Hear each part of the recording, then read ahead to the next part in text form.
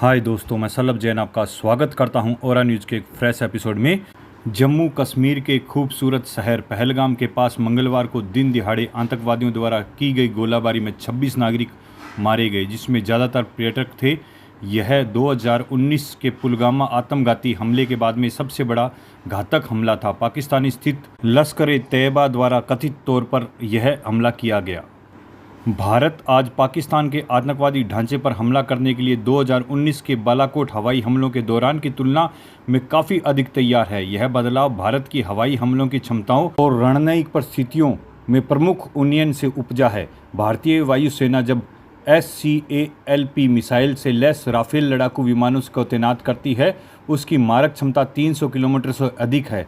यह सटीक निर्देशित स्टैंड ऑफ हथियार भारत को सीमा पार किए बिना पाकिस्तान क्षेत्र में गहरे उच्च मूल्यों द्वारा लक्ष्य को मारने की अनुमति देते हैं। यह भारतीय पायलटों और परिसंपत्तियों के लिए जोखिम को भी कम करते हैं। भारत ने S-400 वायु रक्षा प्रणाली भी तैनात की है, जो लंबी दूरी पर आने वाले खतरों को ट्रैक करने और बेअसर करने में सक्षम है। इसके अलावा सशस्त्र बलों के पास में लोटरिंग एम्यूनेशन है, जो लक्ष्यों को लॉक करने और उसे नष्ट करने पहले विवादित हवाई क्षेत्र में मंडरा सकते हैं, जिससे गतिशील युद्ध परिदृश्यों में लचीलापन आता है।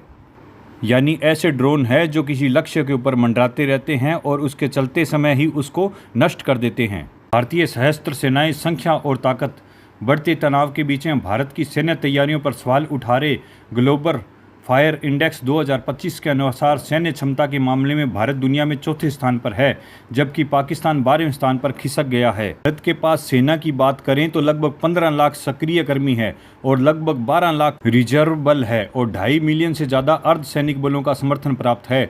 इसके विपरीत पाकिस्तान में सक्रिय सैनिक शक्ति 6.5 लाख है और 5 लाख अर्धसैनिक बल है। जमीन पर भारत का दबदबा है। इसके पास लगभग 4400 टैंक हैं, जिसमें उन्नत T-90 भीष्म अर्जुन मॉडल शामिल है। इसके विपरीत पाकिस्तान के पास में 2627 टैंक है। भारत के पास लगभग 15 लाख बख्तरबंद वाहन हैं, जो पाकिस्तान से 3 गुना से ज़्यादा है। हालांकि स्वचालित तोपखाने प्रणालियों में पाकिस्तान के पास संख्यात्मक बढ़त है। भारत का टैंक बेड़ा पाकिस्तान के टैंक बेड़े से लगभग दोगुना है। यह काफ़ी बड़ी संख्या में बख्तरबंद लड़ाकू वाहनों और फील्ड आर्टिलरी सिस्टम का संचालन करता है, जबकि पाकिस्तान स्वचालित तोपखाने में बढ़त रखता है। भारतीय सेना भी स्वदेशीकरण और तकनीकी एकीकरण पर जोर देने के साथ आधुनिकीकरण से गुजर रही है। इसके पुराने प्लेटफार्म को अपग्रेड करना और रात में लड़ने की क्षमता, डिजिटल युद्ध क्षेत्र नेटवर्क और एकीकृत कमांड संचालन को शामिल करना और अधिक आवश्यक है। आसमान में भारत के पास में 2300 विमान है, जिसमें 513 लड़ाकू जेट शामिल है। पाकिस्तान के पास में 1300 विमान है, जिसमें 328 लड़ाकू विमान है।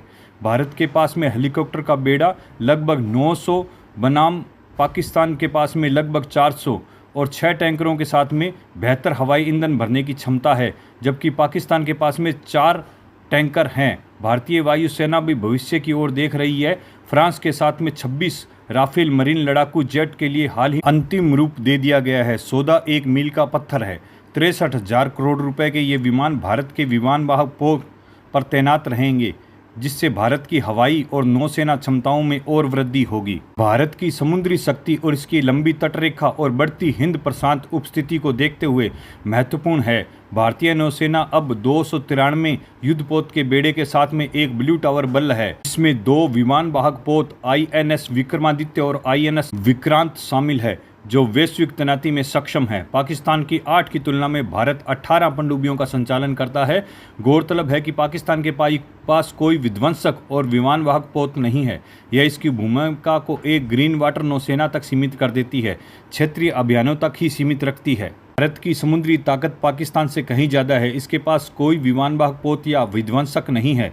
उसके पास 8 पनडुब्बियां हैं। भारत की नौसेना और रणनीतिक हिंद महासागर क्षेत्र और इंडो पैसिफिक में समुद्री नियंत्रण पर आधारित है। संयुक्त राज्य अमेरिका के MQ-9 प्रीडेटर ड्रोन को शामिल करते हुए महत्वपूर्ण समुद्री मार्गों पर निगरानी और खुफिया जानकारी एकत्र करने में मदद मिलती है। भारत की अरिहंत श्रेणी के कार्यक्रम के तहत परमाणु ऊर्जा से चलने वाली पनडुब्बियों और प्रोजेक्ट 751 के पारंपरिक रूप से संचालित पनडुब्बियों के साथ अपनी पानी के नीचे की क्षमताओं का भी विस्तार कर रहा है।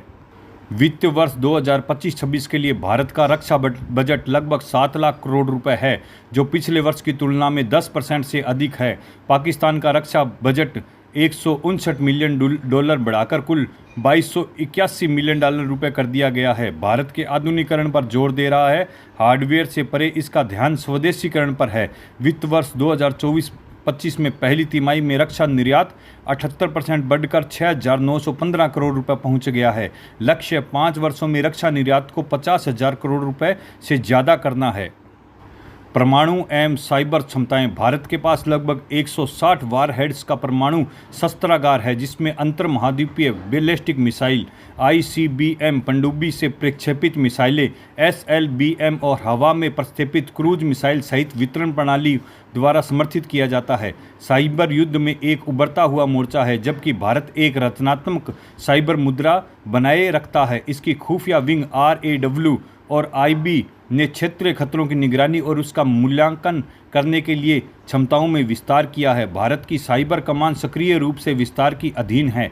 इसमें रक्षा मंत्रालय और खुफिया एजेंसियों के तहत समर्पित टीमें हैं। मुख्य रूप से रचनात्मक होते हुए भी भारत के आक्रामक साइबर क्षमता का प्रदर्शन किया है, जैसा कि आतंकवाद विरोधी अभियानों में सीमा पार निगरानी में देखा गया। अंतरिक्ष में भारत ने टोही संचार और नेविगेशन के लिए समर्पित सैन्य उपग्रह विकसित किए हैं। कूटनीतिक चैनल खेले हुए हैं, लेकिन पहलगाम हमले में एक बार फिर भारत और पाकिस्तान के बीच में सैन्य समीकरण के तीखे फोकस को ला दिया है। मैंने ये कंपैरिजन भारत और पाकिस्तान की युद्ध और सीमा और सेना के बीच में किया है। आपको ये कैसा लगा है, कमेंट में ज़रूर लिखें। धन्यवाद।